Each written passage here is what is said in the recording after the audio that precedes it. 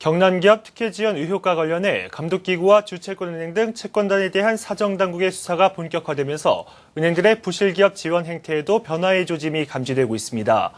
괜한 의혹을 사지 않으려는 은행들은 신중에 신중을 기하고 있는 가운데 효율적인 구조조정을 위한 중장기 대책 마련이 시급하다는 지적입니다. 보도에 김정필 기자입니다. 경남 기업에 대한 특혜성 여신 지원 지시와 원칙에서 벗어난 대출 의혹을 받고 있는 금감원과 신한은행 임직원에 대한 줄 소환이 임박한 가운데 기업 구조조정도 새로운 국면을 맞고 있습니다.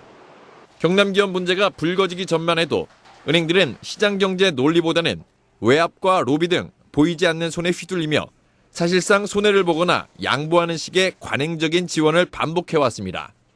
누가 주채권은행이냐, 더 자금이 묶여있고 회수했느냐 등 이해관계에 따라 대립각을 세워왔고 그때마다 금감원이나 정치권이 압력을 행사하며 지원에 사사건건 개입해왔지만 최근 양상이 달라진 것입니다. 대놓고는 못하겠죠. 시중은행들도 이제 그런 경험들이 있잖아요. 디펜스 논리가 있잖아요. 디펜스 논리가. 경남기업 디펜스 논리가 있잖아요. 경남기업 봐라. 그런 사례 봐라. 감독당국한테도 방어 논리가 되는 거죠. 이 같은 움직임은 채권단 공동관리를 받고 있는 송동조선 지원협의가 최근 부결된 상황과도 무관치 않습니다.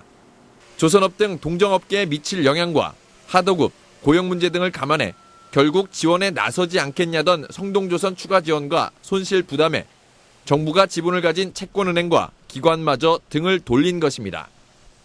채권은행들은 의혹을 살 여지가 있으면 굳이 나서지 않으려는 분위기고 회생 가능성, 밸류가 되는 기업만 가려 정상화시키는 등 당분간 시장 논리와 원칙을 따를 수밖에 없다는 입장이 역력합니다. 그게 어떻게 보면 경제 논리에 맞아요. 시장 논리. 재무적으로는 좀 흔들리고 있는데 경제적으로는 가치가 있는 밸류가 있는 회사만 단을 내가지고 사회 기여하고 사회 산업 기반 자체가 무너지는 걸 방지하고 국민 기분에 일하자고 그리고 채권을 정상화시키고 그게 워크아웃 기본이잖아요. 문제는 경남기업 사태 이후에 여타 대기업 구조조정 처리 문제입니다. 은행권 여신이 적게는 수백억 원, 많게는 수천억 원에 달하는 STX와 대한전선 등 30여 개 대기업의 구조조정에도 이 같은 원칙과 입장이 반영될 가능성이 농후하다는 이야기입니다. 시장 논리와 방어 논리, 채권은행 간 이해관계, 회생이냐 퇴출이냐를 놓고 원만한 합의가 이루어지지 않을 경우 결국 기업 회생 불가는 물론 순기능인 하도급, 협력사 도산 방지, 고용 문제 등 파장이 적지 않을 전망입니다. 경남기업 부실 지원 의혹, 외압 문제가 전 금융권과 구조조정의 지형도를 새로 그리고 있는 가운데 자칫 정상적인 기업 회생 지원과 관련 절차, 과정마저 위축될 수 있다는 우려마저 나옵니다.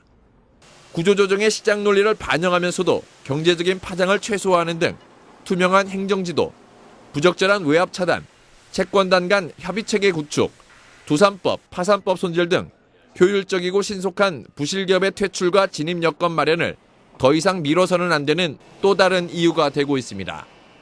한국경제TV 김정필입니다.